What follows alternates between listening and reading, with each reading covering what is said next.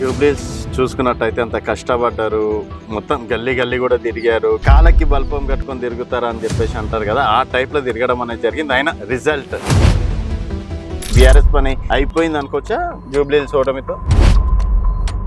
BRS పని అయిపోయిందని చెప్పడానికి అసలు అవకాశమే ఉండదు. మాకు లాస్ట్ టైంకి వచ్చిన దానికి ఎంపీ ఎలక్షన్లకు ఈ ఎమ్మెల్యే ఎలక్షన్లకు మేము మంచి పొజిషన్కి వచ్చినాం. ఎంపీ ఎన్నికల్లో చూసుకుంటే 100 స్థానాలు వస్తాయనుకున్న 23లో 39 స్థానాలకి పరిమితం చేసిండ్రు. కంటోన్మెంట్ లో చూసుకున్నట్టయితే అక్కడ ఓటమి, జూబ్లీస్ లో కూడా ఓటమి. మరి 0గా కొన్ని దానికి దీనికి కనెక్టివిటీ ఉండదండి. జనరల్ ఎలక్షన్ వేరుంటది, అధికార పార్టీ అనేది కొంత వాళ్ళు చేసే అధికార దుర్వినియోగం, ప్రజాస్వామ్య కూని అన్ని వాళ్ళకి కలిసి వచ్చింది. జాతీయ పార్టీలు ఈరోజు కింద పడ్డ కూడా రేపన్నాడు లేస్తాయి. అది మీది ప్రాంతీయ పార్టీ. ఈరోజు ప్రాంతీయ పార్టీ పరిస్థితుల్లో చాలా స్టేట్లలో చూసుకుంటే ఒక్కసారి వెనుకబడితే మళ్ళీ రానటువంటి పరిస్థితి. అదే పరిస్థితి బీఆర్ఎస్కి. ఒకే నాయకుడు పార్టీ పెట్టి ఉద్యమం 14 ఏళ్ళు చేసి 9.5 ఏళ్ళు అధికారం చేసి సుమారు 2 సంవత్సరాల దాకా ప్రతిపక్షం చేస్తున్న నాయకుడు కేసీఆర్ గారు. కాబట్టి వేరే ప్రాంతీయ పార్టీకి ఏ రాష్ట్రంలో ఇట్లయింది, ఆ రాష్ట్రంలో అట్లయింది, దానికి సెట్ కాదు. కేటీ రామారావు గారి పేరు మీద ఈ రేస్ కేసులో గవర్నర్ కూడా ఆమోదించడం అనేది జరిగింది. ప్రచారంలో కూడా రేవంత్ రెడ్డి గారు అన్నారు, గవర్నర్ దగ్గర పెండింగ్ ఫైల్ లేకపోతే పార్టీకి జైల్లో వేసేసేవాడిని అని చెప్పేసి. జైల్లో వేసే సమయం ఆసన్నమైందా కేటీఆర్ గారు? రేవంత్ రెడ్డి గారు 50 లక్షలతోటి సంచితోటి దొరికాడు. ఆ కేసులో మా ప్రభుత్వం ఉన్నప్పుడు చట్టం తన పని తాను చేసుకుపోయి వారిని లోపల పంపడం జరిగింది. సో వారు ఏంటంటే అదే పగ ప్రతీకారము తీర్చుకోవడానికి ప్రతిపక్షాల మీద యుద్ధం చేసి ఆడేదో లేనిది ఉన్నట్టు ఉన్నది లేనట్టు. బీఆర్ఎస్ లో గ్రూప్ రాజకీయాలు ఎక్కువైనాయి, టీం రాజకీయాలు ఎక్కువ కావడం వల్ల ఈరోజు బీఆర్ఎస్ పార్టీకి ఇలాంటి పరిస్థితి ఏర్పడ్డదని. బీఆర్ఎస్ పార్టీ పని అయిపోయిందని వాళ్ళే చెప్తారు. బీఆర్ఎస్ పార్టీలో వర్గాలు ఉన్నాయని వాళ్ళే పని అయిపోయినాక వర్గాలు ఎక్కడ ఉంటాయి? రెండు అంతా స్లాటర్ హౌసెస్ వాళ్ళు ఏం చేస్తారంటే కావాలని దీన్ని ఏదో బండగాల్చి మీదేసి ఇటు పక్క చేయాలా అటు పక్క చేయాలనుకుంటున్నారు. కేసీఆర్ గారు ఎందుకు ప్రజల లోపలికి రాలేకపోతున్నారు? ఒకటి, మొన్న జూబ్లీహిల్స్ లో కూడా ఎందుకు ఒక్క రోజు కూడా ప్రచారానికి రాలేకపోయారు అన్నది ఈ 2 క్వశ్చన్లు అన్న. నీకు ఆయన పని అయిపోయింది అంటున్నావు కదా, మళ్ళీ ఎందుకు వస్తేంది రాకపోతే? ఆయన రావాలంటే ఆయన సమయం వచ్చినప్పుడు వస్తాడు. ఒకటి, అసెంబ్లీకి రావాలి, ఆయన సమకాలీకుడు సరి అయినోడు ఉన్నప్పుడు వస్తాడు అక్కడ. వెల్కమ్ టు తెలంగాణ వెలుగు, నేను మీ రాజు. ప్రస్తుతం మనతో పాటు ఎర్రబల్లి సతీష్ రావు గారు ఉన్నారు. నమస్తే సతీష్ అన్న. వెల్కమ్ టు తెలంగాణ వెలుగు. చాలా రోజులు మళ్ళీ మిమ్మల్ని కలిసి. సో ఏందన్న, జూబ్లీస్ చూసుకున్నట్టయితే అంత కష్టపడ్డారు, మొత్తం గల్లీ గల్లీ కూడా తిరిగారు, గల్లీ ఇక్కడ సమావేశాలు ఉంటే అక్కడ అంటే కాళ్ళకి బల్పం కట్టుకొని తిరుగుతారా అని చెప్పేసి అంటారు కదా, ఆ టైప్ లో తిరగడం అనేది జరిగింది. అయినా రిజల్ట్ తారుమారు అయ్యింది. ఎట్లా అనిపిస్తుంది? అంటే బీఆర్ఎస్ పని అయిపోయింది అనుకోవచ్చా జూబ్లీహిల్స్ ఓటమితో? బీఆర్ఎస్ పని అయిపోయిందని చెప్పడానికి అసలు అవకాశమే ఉండదు. ఆ క్వశ్చనే రానికి లేదు. ఓకే, నేను ఎందుకు అడిగినానో చెప్తాను. ఎందుకంటే మీకు జూబ్లీహిల్స్ ఎలక్షన్లో ముఖ్యమంత్రి గారు 7 సభలు, 14 మంత్రులు అక్కడే. 6 నెలల ముందు నుంచి సీసీ రోడ్లు కానీ బస్తీలలో కానీ అందరికీ మాట ఇవ్వడం కానీ, కబ్రస్థాన్లు 2-3 దగ్గరలు ఇవ్వడం కానీ, ఇట్లాంటి రకరకాలు చెప్పి పబ్లిక్లను భయభ్రాంతులకు గురి చేసిండు ఈ ముఖ్యమంత్రి. ఓకే, గురి చేసిండు కాబట్టే ప్రజలు మా పథకాలు పోతాయో, మా స్కీములు పోతాయో, మాది ఇంకేమైనా ప్రాబ్లం అవుతుందో అని చెప్పి ఆ విధంగా భయపడి, అయినా కానీ మాకు లాస్ట్ టైంకి వచ్చిన దానికి ఎంపీ ఎలక్షన్లకు ఈ ఎమ్మెల్యే ఎలక్షన్లకు మేము మంచి పొజిషన్కి వచ్చినాం. కాకపోతే ఈ భారతదేశానికి ఒక మంత్రిగా ఉండి బీజేపీ పార్టీ అక్కడ సెట్ బ్యాక్ అయ్యి కాంగ్రెస్ పార్టీని పుష్ చేసింది కాబట్టి కాంగ్రెస్ పార్టీ గెలిచింది. ఒక సెంట్రల్ మినిస్టర్ ప్రాతినిధ్యం వహిస్తున్న కాన్స్టిట్యున్సీలో ఆయన సెగ్మెంట్లో పార్టీకి డిపాజిట్ రాలేదంటే మీరు ఒకసారి అర్థం చేసుకోవాలి. ఆ కాన్స్టిట్యున్సీ నుంచి ఆ ఎంపీ సెగ్మెంట్లో ఉన్న అసెంబ్లీ కాన్స్టిట్యున్సీలో కిషన్ రెడ్డి గారు గెలిచారు.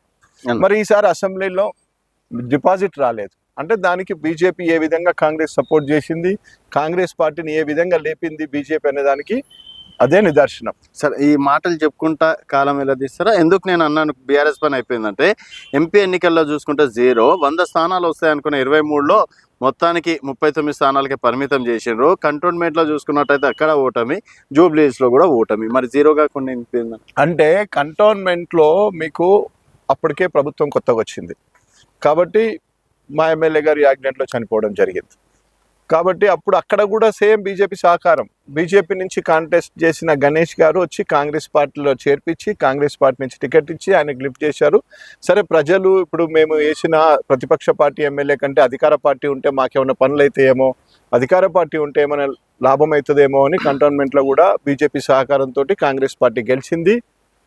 వారికి అక్కడ కూడా same partnership business inside partnership నడిచింది. ఒకటి. రెండు, ఇక్కడికి వచ్చేసరికి మీకు పార్లమెంట్లో మాకు జూబ్లీహిల్స్లో మాకు తక్కువ ఓటింగ్ వచ్చింది, కానీ ఎమ్మెల్యేకి వచ్చే వరకు మేము మంచి పొజిషన్కి వచ్చినాం. మాకు 78,000 ఓట్లు వచ్చినాయి. అంతకుముందు మాగంటి గోపీనాథ్ గారు ఉన్నప్పుడు 80,000 ఓట్లు వచ్చినాయి. దానికి దీనికి మాకు వ్యత్యాసం తక్కువ. పార్లమెంట్ కంటే మాకు ఇప్పుడు వచ్చిన ఓటు ఎక్కువ. ఇంకోటి ఏంటంటే ఒక బై ఎలక్షన్లో ఓడిపోవడమో ఒక బై ఎలక్షన్లో ఓడిపోవడంతో అనుకుంటే లాస్ట్ గత 10 సంవత్సరాలు మా ప్రభుత్వం ఉన్నప్పుడు ప్రతిసారి మేమే గెలిచినాం. 2 అసెంబ్లీలు బీజేపీ గెలిచింది. మరి బీజేపీ అధికారంలో రాలేదు కదా. అప్పుడు కాంగ్రెస్ పార్టీకి డిపాజిట్ రాలేదు. మరి రాకుంటే మొత్తం కాంగ్రెస్ పార్టీ కొట్టుకపోలేదు కదా. దానికి దీనికి కనెక్టివిటీ ఉండదండి. జనరల్ ఎలక్షన్ వేరుంటది. అధికార పార్టీ అనేది కొంత వాళ్ళు చేసే అధికార దుర్వినియోగం, ప్రజాస్వామ్య కూని అన్ని వాళ్ళకి కలిసి వచ్చినాయి. సరే అన్న, ఇదే మాట మీద అది దేశ పార్టీలు, జాతీయ పార్టీలు ఈరోజు కింద పడ్డా కూడా రేపన్నాడు లేస్తాయి. అది మీది ప్రాంతీయ పార్టీ. ఈరోజు ప్రాంతీయ పార్టీ పరిస్థితుల్లో చాలా స్టేట్లలో చూసుకుంటే ఒక్కసారి వెనుకబడితే మళ్ళీ రానటువంటి పరిస్థితి.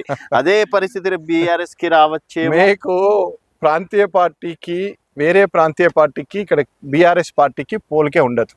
మీకు ఏ ప్రాంతీయ పార్టీ పెట్టి రాష్ట్రం తీసుకొచ్చిన ప్రాంతీయ పార్టీ కొలాప్స్ అయింది. ఒకటి. ఏ ప్రాంతీయ పార్టీ 25 సంవత్సరాలు నిటారుగా నిల్చున్న పార్టీ ఎక్కడుంది? ఏ ప్రాంతీయ పార్టీకి ఆ రాష్ట్రంలో ఒక భవనము, ఒక బ్యాలెన్సు, ఒక భారతదేశం క్యాపిటల్లో ఒక భవనము, దీని చరిత్ర వేరు, దీని హిస్టరీ వేరు. మీరు వేరే ప్రాంతీయ పార్టీకి దీనికి పోల్చుకోవడానికి లేదు. ఇక్కడ 25 సంవత్సరాలు ఆల్రెడీ అయిపోయింది. ఒకే నాయకుడు పార్టీ పెట్టి ఉద్యమం 14 ఏళ్ళు చేసి 9.5 ఏళ్ళు అధికారం చేసి సుమారు 2 సంవత్సరాల దాకా ప్రతిపక్షం చేస్తున్న నాయకుడు కేసీఆర్ గారు. కాబట్టి వేరే ప్రాంతీయ పార్టీకి ఏ రాష్ట్రంలో ఇట్లయింది, ఆ రాష్ట్రంలో అట్లయింది దానికి సెట్ కాదు. ఇది వేరు, ఈ ప్రాంతం వేరు, ఈ డెక్కన్ పీఠభూమి వేరు, ఇక్కడ ప్రజలు వేరు, వాళ్ళ ఆప్యాయత వేరు, వాళ్ళ అనురాగం వేరు. వాళ్ళని ఎట్టి పరిస్థితుల్లో మేము మెప్పిస్తాం. కేసీఆర్ గారు వాళ్ళకి ఏం చేసిండ్రో గత అభివృద్ధి మళ్ళీ వాళ్ళకి ఎప్పుడు నెమరు వేసుకుంటున్నారు ప్రజలు. డెఫినెట్గా తిరిగి అధికారంలోకి వస్తాం. అంటే మీ నాయకులు కావచ్చు. ఈరోజు నేను అడిగిన 2 క్వశ్చన్లో మీ దాదాపుగా 4 సార్లు నాకు వినిపించింది ఏంటంటే బీజేపీ కాంగ్రెస్ ఒకటే, బీజేపీకి బి టీం కాంగ్రెస్ కావచ్చు, కాంగ్రెస్కి బి టీం బీజేపీ అన్నట్టు మీరే మాట్లాడారు. మీ నాయకులు కేటీఆర్ గారు కావచ్చు, మాజీ అందరు ఇదే మాట మాట్లాడుతున్నారు. ఎందుకు ప్రతిసారి బీజేపీ కాంగ్రెస్ ఈ ఒక్క రీజన్ తోటి తప్పించుకునే ప్రయత్నం చేస్తున్నారు? అంటే బీజేపీ ఈరోజు మీరు ఏ పని చేసినా జనరల్గా ఏంటంటే భారతదేశంలో 2 ప్రధాన పార్టీలు, జాతీయ పార్టీలు, కాంగ్రెస్, బీజేపీ. అంటే దేశం అంతా ఒక రకంగా వాళ్ళ ఉద్యమం ఉంటుంది, వాళ్ళ పార్టీల మధ్య యుద్ధం ఉంటుంది. కానీ ఇక్కడికి వచ్చే వరకు ఏంటంటే పర్టికులర్లీ వాళ్ళు ఎందుకో కోఇన్సిడెంటేషన్లో వాళ్ళు ఇన్సైడ్ మరి ఏమైనా ట్రేడింగ్ ఉందా నాయకులకు, సెంట్రల్ మినిస్టర్లకు, లేకపోతే బీజేపీ పార్టీ నాయకులకు, ఇక్కడ ఈ ప్రాంత నాయకుడికి, ఇప్పుడున్న ముఖ్యమంత్రికి. సో ఎందుకంటే ఆయన మీద కూడా సుప్రీంకోర్టులో కేసు ఉంది, ఓటుకు నోటు కేసు. దీనికి అన్నికి సహకరించాలని ఒక క్లాసు. రెండోది, ఎందుకంటే మేము ఈ డెక్కన్ పీఠభూమి నుంచి వచ్చింది. ఇది ఒకప్పుడు ప్రపంచంలో అత్యంత ధనికుడు ఏలినటువంటి నిజాం నవాబ్ రాజు. ఇది ఆ ప్రాంతం సంబంధించిన ఇక్కడ ప్రజలు, ఈ ప్రాంతము, వీళ్ళు మాట్లాడే భాష, వీళ్ళకున్న సబ్జెక్టు, వీళ్ళు టోటల్ భారతదేశాన్ని ఎన్పియగలుగుతారు. ఓకే. కాబట్టి మాతోటి ఏమైనా థ్రెట్ ఉందని బీజేపీ భావిస్తుందేమో, ఆ భావనతోటే కాంగ్రెస్ని ఇక్కడ లేపుతుందేమో, మమ్మల్ని కనుమరుగు చేయాలని వాళ్ళ ఇన్సైడ్ వాళ్ళ ఆలోచన ఉందేమో అని మేము బలంగా నమ్ముతున్నాం. మా తెలంగాణ ప్రాంత ప్రజలు కూడా 100% ఇది కరెక్ట్ అనుకుంటున్నారు. ఓకే సార్, అది కొంచెం పక్కన పెడితే కేటీ రామారావు గారి పేరు మీద ఈ రేస్ కేసులో గవర్నర్ కూడా ఆమోదించడం అనేది జరిగింది. రేపు మాపు అరెస్టు చేస్తారు. జూబ్లీహిల్స్ ప్రచారంలో కూడా రేవంత్ రెడ్డి గారు అన్నారు గవర్నర్ దగ్గర పెండింగ్ ఫైల్ లేకపోతే పార్టీకి జైల్లో వేసేసేవాడిని అని చెప్పేసి. సో మరి ఇప్పుడు జైల్లో వేసే సమయం ఆసన్నమైందా కేటీఆర్ గారు?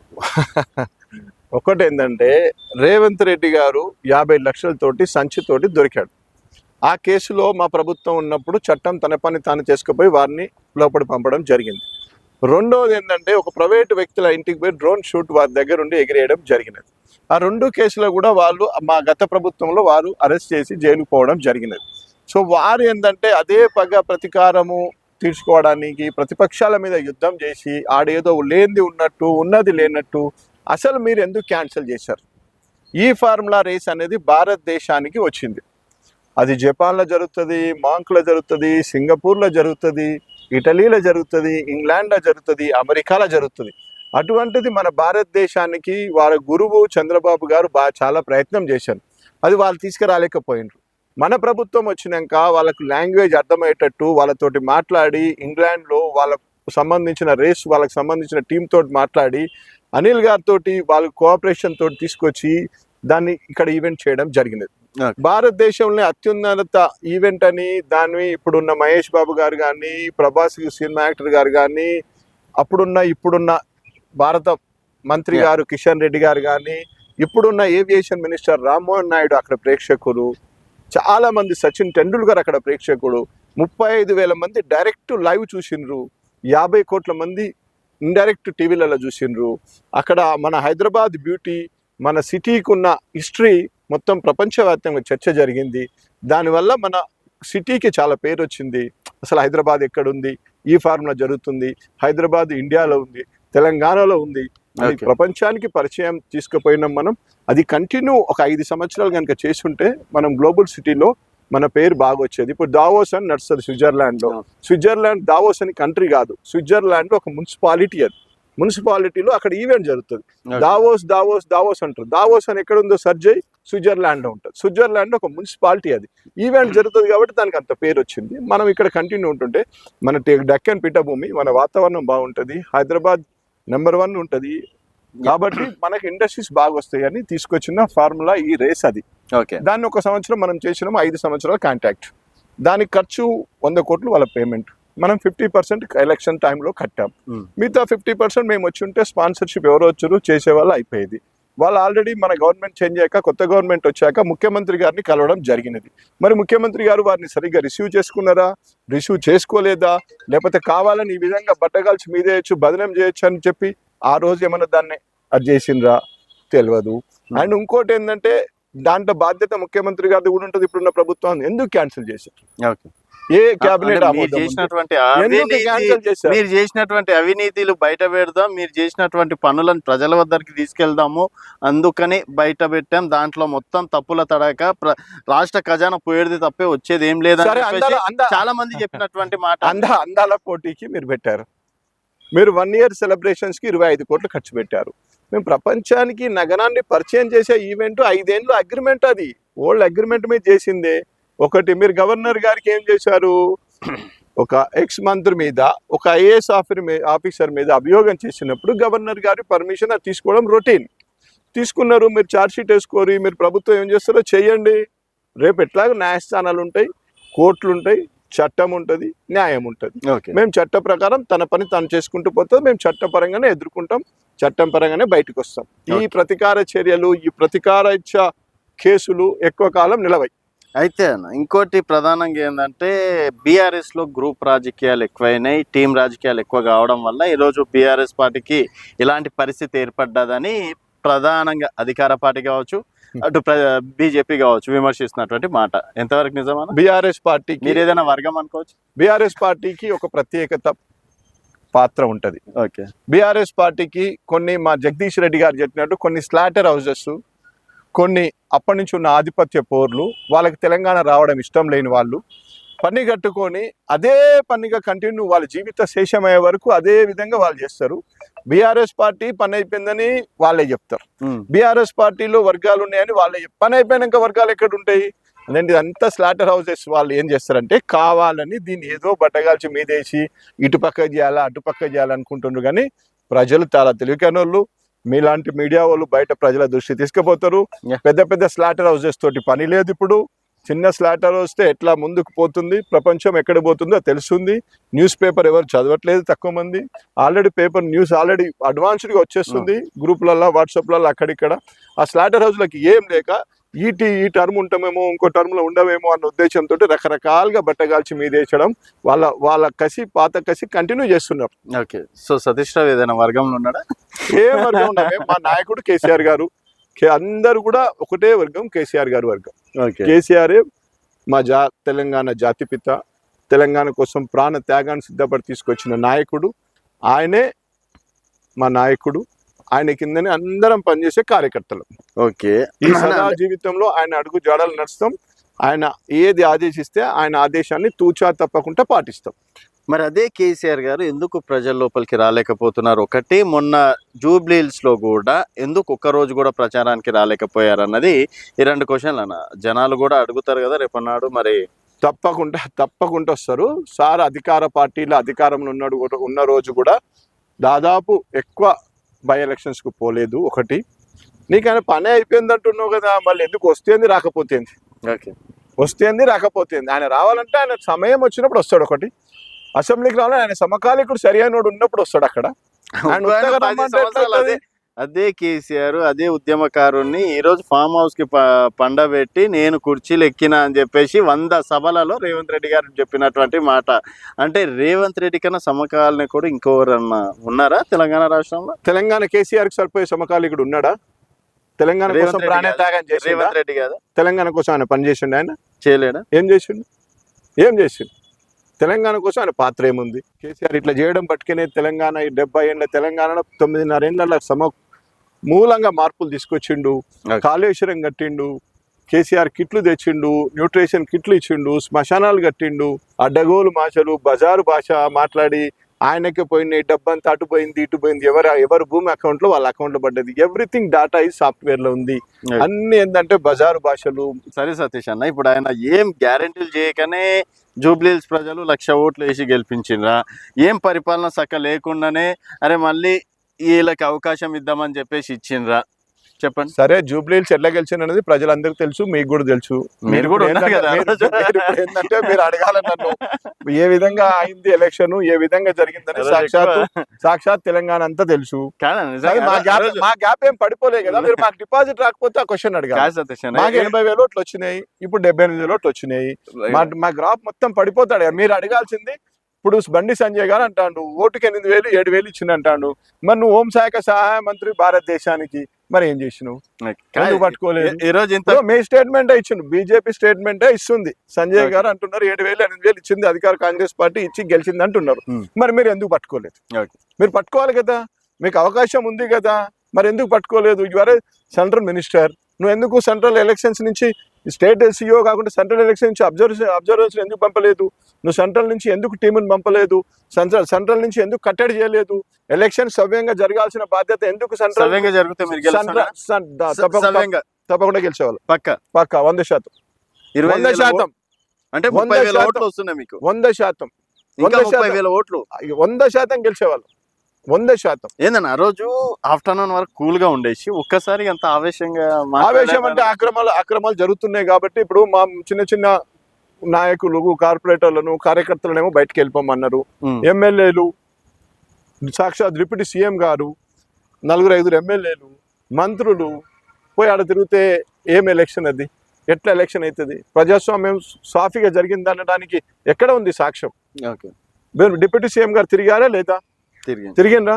ఎమ్మెల్యేలు ఉన్నారా? ఉన్నారు. వాళ్ళు ఇన్ఫ్లుయెన్స్ చేసిండ్రా లేదా? అది నేను చెప్పలేను. ఉన్నారు. డబ్బులు పంచిండ్రా లేదా? నేను చెప్పలేను. కుక్కర్ పంచిండ్రా లేదా?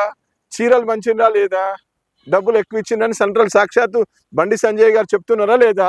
ఆయన భారతదేశానికి ఒక సహాయ మంత్రి డబ్బులు పంచును 8,000 9,000 అని చెప్తుంటే ఇంకా ఎవరికి చెప్పాలి? నువ్వు ఒక భారతదేశ మంత్రివి, నీ స్టేట్మెంట్ అట్లుంటే మేము ఎవరికి తోటి మాట్లాడాలి? రైట్ అన్న. సరే, ప్రజాస్వామ్యం కాపాడేది ఎవరు? ఓకే, సరే, ఇది వరకు okay. Next Khairatabad, station Ghanpur లేకపోతే 10 వస్తాయా లేకపోతే 2-3 వస్తాయా అనేది పక్కన పెడదాం. రేపన్నాడు ఉప ఎన్నికల్లో కూడా ఇదే సిచ్యువేషన్ ఉంటే ఏంది బీఆర్ఎస్ పరిస్థితి? ఏం కాదు. మీరు ఆ విధంగా చూస్తే పాత చరిత్ర చూడాలి. ఆ తెలంగాణ రాష్ట్రం వచ్చాక ప్రతి జరిగిన ఎలక్షన్ లో కాంగ్రెస్ ఎక్కడ గెలవలేదు. ఓకే, కాంగ్రెస్ ఎక్కడ గెలవలేదు. కాంగ్రెస్ 3,000 ఓట్లు 4,000 ఓట్లు డిపాజిట్ రాలేదు కాంగ్రెస్ పార్టీకి. పక్క రాష్ట్రంలో వైకాపాకే అన్ని సీట్లు వచ్చాయి. గౌతమ్ రెడ్డి పోయి అబ్రాడ్ లో చనిపోతే వాళ్ళ తమ్ముడు నిలబెడితే గెలిచిండు. మళ్ళీ నెక్స్ట్ ఎలక్షన్ మెయిన్ ఎలక్షన్ కి వచ్చే వరకు అక్కడ టీడీపీ గెలిచింది. అండ్ ఇంకోటి స్థానిక సంస్థలు కూడా చంద్రబాబు గారు నా పార్టీని పెట్టాను, నా క్యాండిడేట్లు జెడ్పీటీసీ సర్పంచ్ ఎంపీటీసీలకు నా క్యాండిడేట్ ఎక్కడ కూడా నా పార్టీ మీద నిలబడరని చెప్పి బహిష్కరించిండు ఆయన. ఓకే. ఆయన క్యాండిడేట్లను పెట్టలే, ఆయనకు సింబల్ ఇవ్వలేదు, బీఫామ్ ఇవ్వలేదు. అయినా నెక్స్ట్ మెయిన్ ఎలక్షన్కి వచ్చే వరకు 11 సీట్లు వచ్చినాయి ఎవరికి? వైసీపీకి. మరి దానికి మెయిన్ ఎలక్షన్ కు అధికార పార్టీ భయభ్రాంతులకు గురి చేసి నమ్మించి రేపు ఇది ఇస్తా, రేపు బండి ఇస్తా, రేపు 4,000 ఇస్తా, రేపు ఎల్లుండి తులం బంగారం ఆర్డర్ ఇస్తా, ఇట్లాంటివన్నీ పెట్టి గెలుస్తారు. ఎంత తాత్కాలిక. అదే ముందే అనుకుంటున్నారా ఓడిపోతామని? ముందు ఎట్లా అనుకుంటాము? రెండే అన్నారు కదా 100%. అంటే జనరల్ గా మీరు అయిపోయినట్ట పని అయిపోయినట్ట అని మీకు క్వశ్చన్ ఉంది కాబట్టి దానికి నా ఆన్సర్ అట్లా వచ్చింది. ఎందుకు అయిపోతే హైదరాబాద్ గెలుస్తాం, వరంగల్ కడియం శ్రీహరి పెట్టమని కడియం శ్రీహరి గెలుస్తాం, దాదాపు గెలుస్తాం. ఇది ఒకటి ఏంటంటే అక్కడ మైనార్టీ ఓట్ బ్యాంక్ లో ఎంఐఎం ఒకటి, ఆడ అజారుద్దీన్ కు మంత్రి పదవి ఇవ్వడం ఒకటి, అండ్ మంత్రులు ఎఫెక్ట్ చేయడం ఒకటి, మొత్తం టీం అంతా మేము ఇది ఇస్తాము అది ఇస్తామని ఒకటి. మేజర్గా ఏంటంటే ఆ క్యాండిడేట్ కూడా ఒకసారి ఇండిపెండెంట్ గా పోటీ చేసి ఓడిపోవడం ఒకటి, ఒకసారి ఎంఐఎం తరఫు నుంచి పోటీ చేసిన క్యాండిడేట్ ఒకటి, ఆయన ఎక్కువ ఆ కాలనీలో తిరగడము అక్కడెక్కడ పెట్టడం ఒకటి, ఎక్కడెక్కడ డబ్బు రూపాయి ఏడ మంచి డిస్ట్రిబ్యూట్ చేయొచ్చు అని అంత అడుగడుగు తెలిసిన వ్యక్తి కాబట్టి డిస్ట్రిబ్యూషన్ సరిగ్గా చేసిండు, విజయం సాధించిండు. డిస్ట్రిబ్యూషన్ వల్లనే, అంతే కదా, ఓన్లీ డిస్ట్రిబ్యూషన్ దాదాపుగా. సో క్రెడిట్ అంతా ఎక్కువ శాతం డిస్ట్రిబ్యూషన్ అంతే అంటున్నాం కదా. మీరు సాక్షాత్ సెంట్రల్ హోమ్ మినిస్టర్ గారు, సహాయ హోం మంత్రి బండి సంజయ్ గారు అంటున్నారు. సరే, బండి సంజయ్ గారిని అడగండి. నేను ఏమంటున్నాను, కాంగ్రెస్ బీజేపీ ఒకటని మీరంటే బీజేపీ బీఆర్ఎస్ ఒకటని చెప్పేసి కాంగ్రెస్ నేతలు చెప్తున్నటువంటి. బీజేపీ బీఆర్ఎస్ ఒకటైతే పొంగులేటి శ్రీనివాసరెడ్డి గారి ఇంట్లో ఈడీ రైడ్ అయ్యి మిషన్లు పోయినాయి లోపలికి, ఇప్పటివరకు ఏం చెప్పలేదని మా కేటీ రామారావు గారు మొత్తుకొని చెప్పిండు ఒక 10 సార్లు. సిబిఐకి కేసీఆర్ గారు కేసు అప్పగించిన ఎందుకు రియాక్షన్ అవ్వట్లేదు? సిబిఐకి అప్పగించిన ఎందుకు రియాక్షన్? దాంట్లో ఏం లేదు కాబట్టి కావట్లేదు. ప్రపంచంలోనే అత్యంత పెద్ద లిఫ్ట్ ఇరిగేషన్ కట్టి దాని నెంబర్ 1 అని సుప్రీంకోర్టు న్యాయమూర్తులు, అటువంటి సుప్రీంకోర్టులో భారతదేశంలో నెంబర్ 1 పేరు తీసుకొచ్చి ప్రపంచంలో నెంబర్ 1 లిఫ్ట్ ఇరిగేషన్ అని కాళేశ్వరం కట్టిన దాని మీద మీరు తీసుకుపోయి పెడితే అది కరెక్ట్ కాదేమో అని అనుకుంటూ ఉండొచ్చు వాళ్ళు. సో చూద్దాం ఏమైతుంది. దాంతో చాలా కేసులు కట్టినాయి, అన్ని బ్రిడ్జిలు కోల్పోతున్నాయి. మీరు గుజరాత్ లో చూడండి, చాలా బ్రిడ్జిలు పోయినాయి, చాలా కథ ఉంది. ఇది సక్సెస్ అయిన ప్రాజెక్ట్, అది దాని మీద ఏం కాదు. ఇవన్నీ 4 రోజులు ఆనందం పడడానికి తప్ప దానికి ఏం కాదు. వాళ్ళు ఎగిరే అంత జూబ్లీహిల్స్ పథకంతో ఫలితంతో వాళ్ళకి ఏం పెద్ద అంత పోయేది లేదు, మాకేమంత పోయేది ఏం లేదు. మాకు ఆల్రెడీ మొత్తం మా లెక్కేందో మాకుంది, మేము ఎట్లా చేయాలో మేము చేస్తాం. సో ఎర్రవల్లి సతీష్ రావు నెక్స్ట్ టార్గెట్ ఏందన్నా? కార్యకర్తగా పార్టీ కోసం హార్నిషల్ కష్టపడి పనిచేయడం, పార్టీ ఏది ఆదేశిస్తే అది తూచా తప్పకుండా ప్రజల వద్ద తీసుకుపోవడం, ప్రజలతోటి మమేకవ్వడం, మా కార్యకర్తలకు ధైర్యం చెప్పడం, రేపు 28లో అధికారంలోకి పార్టీ రావడానికి నా వంతు పూర్తి కృషి చేయడం. కార్యకర్త బాధ్యత చాలా, అంతే. అదే పెద్దదా? అధిష్టానం ఏది ఆదేశిస్తే అదే. ఓకే, ఫస్ట్ అయితే కార్యకర్తగా వెళ్ళిపోవాలి, అంతే కదా. అధిష్టానం ఏదంటే అది అధిష్టానం ఇది చేయమంటే అది చేస్తాం. సో మీ వంతు కృషి ఉంటది అయితే? తప్పకుండా చేస్తాం కదా, తప్పకుండా ఉంటది. గెలుస్తారా? 100% గెలుస్తాం, అధికారం చేపడతాం. 34 వరకు రేవంత్ రెడ్డిదే సీటు, 47 టచ్ చేయరు అని చాలా కాన్ఫిడెన్స్ గా మాట్లాడుతున్నారు. 47 అంటుండు, 50 ఒలింపిక్స్ అంటుండు. చూద్దాం, అది దాన్ని ఎందుకు తొందర, ఎందుకు ముందే ఉంది కదా. సరే కానీ వాళ్ళు 6 గ్యారెంటీలు ఇవ్వనండి, తులం బంగారం ఇవ్వనండి, వాళ్ళు చెప్పిన స్కీములన్నీ 460 ప్రజలను మెప్పిస్తే మేము 10 ఏళ్ళు ప్రతిపక్షంలో ఉంటాం. మీరు అప్పులు చేసి పోయిన తర్వాత మిత్తిలు కట్టడానికి పైసలు లేవు, ఇంకా 6 గ్యారెంటీలు ఇవ్వమంటారు, 7 తులం బంగారం ఇవ్వమంటారు, 7 స్కూటీలు ఇవ్వమంటారు. అప్పులు అనడానికి ఛాన్సే లేదు. ఎందుకంటే మేము 33 జిల్లాలు చేసాం, 33 జిల్లాకు మెడికల్ షాప్ పెట్టాం, మెడికల్ కాలేజ్ ఒక 33 మెడికల్ కాలేజీలు పెట్టినాం, 33 కలెక్టర్ ఆఫీసులు కట్టినాం, ఒక పెద్ద నెంబర్ 1 భారతదేశంలో నెంబర్ 1 సెక్రటరేట్ కట్టినాం, అండ్ ఇంకోటి నెంబర్ 1 హాస్పిటల్స్ కట్టుకుంటూ వచ్చినాం, అన్ని నెంబర్ 1 కాళేశ్వరం కట్టినాం. ఇవన్నీ చేసుట్లో దాన్ని అప్పు కింద ఎట్లా చూస్తాం, అది పెట్టుబడి అంటాం. అప్పు చేసి పప్పు కూడా, లేకపోతే అప్పు చేసి ఏదన్నా ఖర్చు, జలసాలు, టూరిజము పోయిస్తే దాన్ని ఖర్చు అంటాం. కానీ అప్పు చేసి ఒక బిల్డింగ్ కట్టి రెంట్కి ఇవ్వడము, ఒక డెవలప్ చేసి అమ్మడము, ప్రతి బిల్డర్ కూడా అప్పు తీసుకునే కడతాడు, బ్యాంక్ ప్రాజెక్ట్ లోన్ తీసుకునే కడతాడు. నెక్స్ట్ రైజింగ్ తెలంగాణ 2 సంవత్సరాలు విజయ వారోత్సవాలు చూసిన తర్వాత అప్పుడన్నా మా పార్టీని గుర్తించండి. మేమేం చెప్తున్నామంటే రైజింగ్ లేదు. ఈ ప్రభుత్వం చేసింది దోమల పెంటను ఉగ్నాపూరి అని చేసింది, టీఎస్ ను టీజీ చేసింది, బతుకమ్మ చేతిలో ఉన్న తెలంగాణ తల్లిని మార్చింది.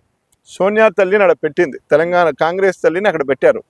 వీళ్ళన్ని మార్పులు తప్ప వీళ్ళు ఏం చేసినారు మేము అడుగుతున్నాం. చీరలు ఇచ్చిండ్రు, చీరలు మేము బతుకమ్మకి ఇచ్చాం, రంజాన్కి ఇచ్చాం. వీళ్ళేమో ఇందిరమ్మ బర్త్డే కోసమని ఎలక్షన్ల చీరలు వాళ్ళు ఇస్తున్నారు. అట్నే తెలంగాణ ఆడబిడ్డకు 2500 ఇంటింటికి ఇస్తున్నారు, అది కూడా ఇవ్వాలి. అట్నే కొత్తగా పెళ్ళైన వాళ్ళకు తులం బంగారం ఇమ్మీడియట్ గా తీసుకుపోయి ఇచ్చేయాలి. వాళ్ళకి పాత వాళ్ళందరికీ మీ గవర్నమెంట్ వచ్చిన కాడికి ఎంత మందికి మనం చెక్కులు ఇచ్చినామో ఆ చెక్కుల రికార్డు మన దగ్గర ఉంది. ఓకే, దయచేసి వాళ్ళకు కూడా బంగారం ఇస్తే వాళ్ళ కళ్ళలో కూడా, ఆడపిల్లల కళ్ళలో కూడా ఆనందం ఉంటుంది. వాళ్ళు తల్లులైనా వాళ్ళు ఇంకా ఎంత వాళ్ళ పిల్లలు పెరిగినా పర్లేదు, కానీ మీరు బంగారం రికార్డ్ ప్రకారం ఇవ్వాలా. మీరు 2000 ఎప్పుడైతే వచ్చిందో డిసెంబర్ 23 నుంచి అది కంటిన్యూ లిస్ట్ మన దగ్గర ఉంది, ప్రభుత్వం దగ్గర. ప్రతి ఒక్కరికి తులం బంగారం మనం అందియాలి. ప్రతి ఒక్క మహిళకి 2500 ఇవ్వాలా. ప్రతి ఒక్క వృద్ధునికి 4000 ఇవ్వాలి. మీరు ఏదైతే అన్నారో ఆ కమిట్మెంట్ ఇవ్వాలా. ప్రతి ఒక్క ఉద్యమకారుడికి 250 గజాలు ఇస్తా అన్నారు. ప్రతి ఒక్క ఉద్యమకారుడికి 25,000 పెన్షన్ ఇస్తా అన్నారు. మీరు చెప్పిన ప్రతి చేసి ఒక అంచు చీరలు, బార్డర్ చీరలు, రంగుల చీరలు ఇచ్చి ప్రతి మా ఆడబిడ్డలందరినీ ఆనందపరిస్తే ఆనందమే, కానీ వాళ్ళకి 2500 కూడా ఇవ్వాలి. అది కూడా ఇచ్చి అన్ని ఇస్తే వాళ్ళకి సమన్వయం చేయమని మనం కోరుకుంటున్నాం. షూర్, పక్కా కలుద్దాం మళ్ళీ త్వరలో. Thank you. ఇవన్నీ పథకాలు అమలు చేస్తారని అనుకుందాం అన్న. Thank you so much. ఇది సతీష్ రావు గారితో స్పెషల్ చిట్ చాట్. మరొక మళ్ళీ కలుద్దాం. చూస్తూనే ఉండండి తెలంగాణ వెలుగు.